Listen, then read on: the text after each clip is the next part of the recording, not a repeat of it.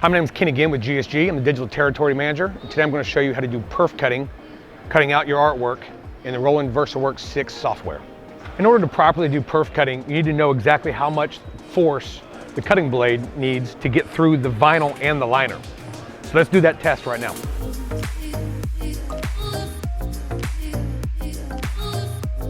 You want to keep increasing the force on the blade till it goes through the vinyl and the liner. From there, remember that number and input that into Versaworks to perform the perf cut.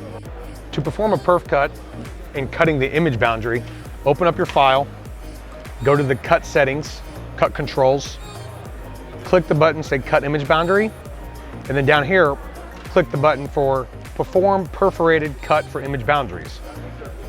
Check that box, and then the setting that we use on the printer to determine how far to go into the vinyl, you input here for perforation force.